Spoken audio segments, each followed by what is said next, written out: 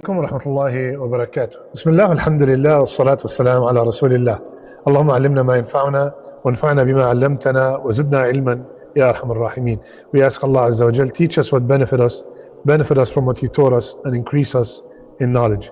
My dear beloved respected brothers and sisters, I ask Allah subhanahu wa ta'ala to make me and you from the people who will benefit from these reminders.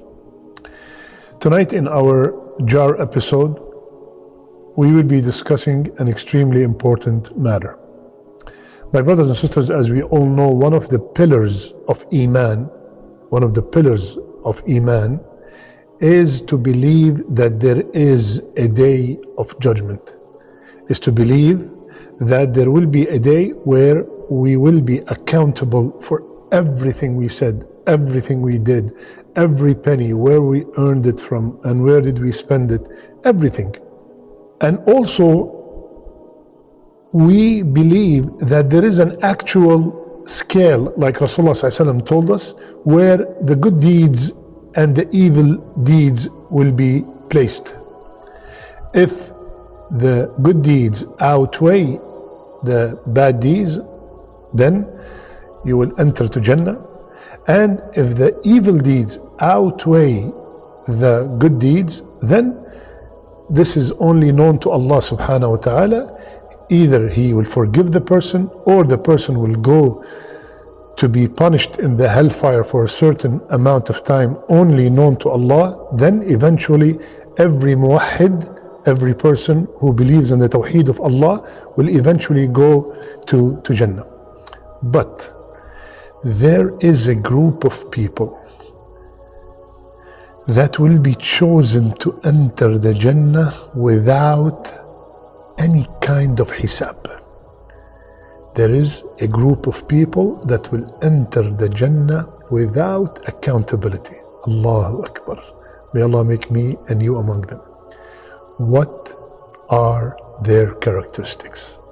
That is our topic tonight. Hadith is in Bukhari. Rasulullah sallallahu alayhi wa sallam said, وَعُرِضَتْ عَلَيَّ الْأُمَمِ I was shown all the nations, and I have seen some prophets pass with few followers, and some prophets passed with no followers. Allahu Akbar. My brother, the one who calls to Allah, the da'iyah, my sister, the da'iyah, listen carefully. These are people chosen by Allah, and they came on the day of judgment with no followers. So our job, my job and you, is to give the message. The guidance is only from Allah subhanahu wa ta'ala. Do not be disappointed if people do not follow you. This is a prophet that came with no followers. Do not be discouraged if no one applied what you said. Our job is to give the right message in the right manner, and the guidance is only from Allah subhanahu wa ta'ala. We continue the hadith. And then I was shown a great multitude, and I said, what is this? Is this my ummah? No, I was told this is the ummah of Musa alayhi salam. These are the followers of Musa alayhi salam. And then I was told, look over there, and there on the horizon, on the sky, there was a multitude filling the horizons. It was said, this is your ummah. Rasulullah still telling the Sahaba, this is your ummah, and of these 70,000 will enter the Jannah without being brought into account. So Rasulullah saw a huge number.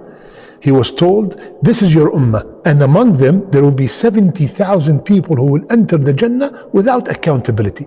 So Rasulullah said that and went to his room. And now the Sahaba saying and wondering, who are these people? Maybe it is us, because we are the first one who believed in him. And some others said, no, maybe it's our children because they were born in Islam. We were born in Jahiliyyah. So Rasulullah saw them discussing it and wondering. And then alayhi salatu wasalam came. And he said, Rasulullah said, I know what you're wondering about. Who are these 70,000 people? They are the people who do four things. لا يسترقون. They do not ask anyone to perform ruqya on them. Second, ولا يتطيرون. And they do not believe in bad omens. Third, ولا يستكون. And they do not use branding, cauterization. And fourth, وعلى ربهم يتوكلون. And they have complete trust in Allah subhanahu wa ta'ala. Allahu Akbar. Allahu Akbar. Brothers and sisters, these are the qualities of the people who will enter Jannah without accountability. Rasulullah said in this hadith, they are 70,000. I will explain each category. I have some good news. In another narration, Rasulullah sallallahu alayhi wasallam, he said, I asked Allah for more, so He gave me with everyone from the 70,000, 70,000. Are you following me? Get the calculator. With everyone from the 70,000, Allah gave me 70,000. Because if we take the 70,000 only, subhanallah, we will notice that our possibility of being among them is very, very low. Because the Sahaba themselves are over 120, right? 120,000. In the Qutbat al-Wada', they were 124,000, subhanallah. So, in order, inshaAllah ta'ala, to get some hope, Rasulullah asked for more, so he was given with every one of the 70,000, 70,000. If you do the calculation, it comes out to 4,900,000,000. Allahu Akbar. You want better news? Listen to the other hadith. Because this hadith, with each one 70,000, some scholars said it has some weakness in it. But this hadith I'm narrating now, it is authentic. Rasulullah sallallahu alayhi wa sallam, and the hadith is Ibn Majah, وَعَدَنِي رَبِّي. Allahu Akbar. Look how the hadith started. My Rabb, my Lord promised me. And Allah always keeps His promise, that 70,000 of my ummah will enter Jannah without being brought to accountability. And with each 1,000 of them will be another 70,000. So 70,000 from my ummah will enter the Jannah without Hisab. And Allah promised me with every 1,000, 70,000. That will make it 4,900,000. Okay? So Shaykh, where is the great news? This is even less than the one before. No, listen, wait. And then Allah subhanahu wa ta'ala promised me that He will take 3 handfuls. Allah subhanahu wa ta'ala will take 3 handfuls from Allah's hand. How big is that? How many people are those? Only Allah knows, but we all know.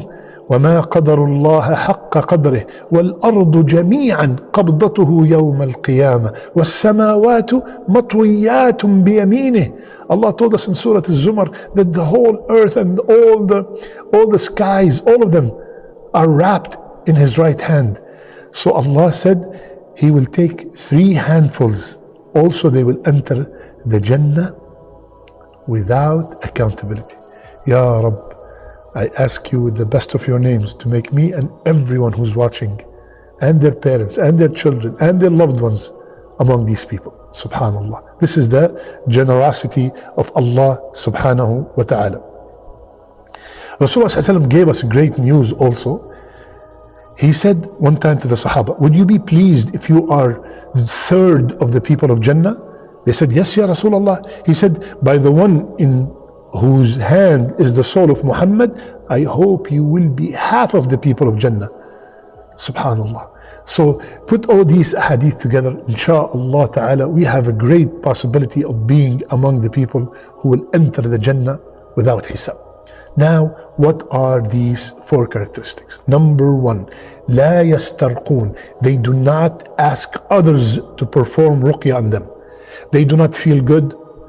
They feel that they require the ruqya. They do their own ruqya. They do not ask anybody. And here I will explain a little bit. If someone came by themselves and performed ruqya on you, that does not take you out from the 70,000 or that number that we mentioned. If somebody by themselves came, you don't have to stop them. And this is the opinion of Imam Ibn Taymiyyah rahimahullah. Now, ruqya by itself, asking for ruqya by itself is not haram. It is permitted, but it will take you out from this category. Okay? Now, some question or a question will arise. Ya Sheikh, this person is in a state that is so bad that he cannot even perform ruqya on themselves. The jinn took over and they are unable to recite. They took control of their tongue, or they have sealed their lips. What should they do? If somebody came and brought someone to perform ruqya, inshallah, that will not take them out from these people who will enter the Jannah without accountability, because they should be asking for medicine. They should be asking for solution, and ruqya is the solution in this case. So sometimes the need is dire, because a person could be possessed to the level that they stop performing salat. So this person will stop performing salat because he wants to be from the 70,000? No. You should ask inshaAllah ta'ala for ruqya. And inshaAllah ta'ala, because the need was so dire, there was a darura, inshaAllah, Allah's Kareem, He will include you with the 70,000, and Allah subhanahu wa ta'ala knows best. So the better opinion, the better position is not to ask others for ruqya. But if there is a need, it's not haram at all to ask for ruqya. Similarly, it is not wrong to ask for cauterization or branding. There's nothing wrong with that. But again, the most preferable position is to stay away from it. But if it's needed, go ahead and perform it. The third people, لا يتطيرون. They do not believe in bad omen. Oh, today is Friday 13, I'm not going to work. He opened the house and he see a black cat. Oh my God, this is going to be a horrible day. They see a black crow. Somebody opened the umbrella in the house. The mirror broke. All these things, they do not believe in that this will bring bad luck. This will make my day bad. No. As Muslims, we don't believe in that stuff.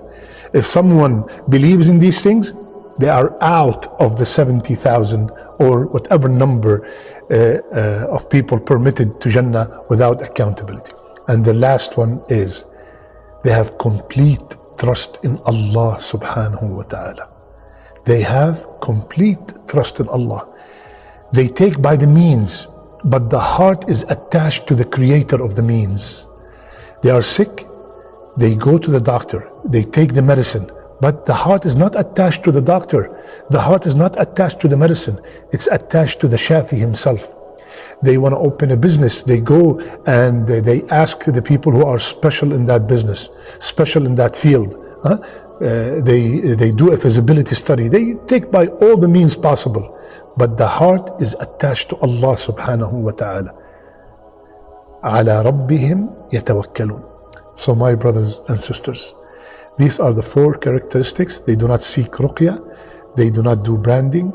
They have complete trust in Allah subhanahu wa ta'ala, and they do not believe in bad omen. And they are not pessimistic. Everything is, they're always thinking of bad about everything that's going to happen. Subhanallah. So when we have these 4 characteristics, inshaAllah, we will enter the Jannah without hisab. Allahu Akbar. Just immediately, VIP entrance. Allahu Akbar. Ya Rabb. Ya Rabb, Ya Kareem, you are the most generous, you are the most merciful. Ya Allah, have mercy on us and enter us and our parents and our families and our loved ones to the Jannah without any hisab and without any adab. Ameen ya Rabbil Alameen. I love you all for the sake of Allah. Subhanak Allahumma bihamdik. Nashhadu an la ilaha illa ant. Nastaghfiruka wa natubu ilayk. إن الله وملائكته يصلون على النبي يا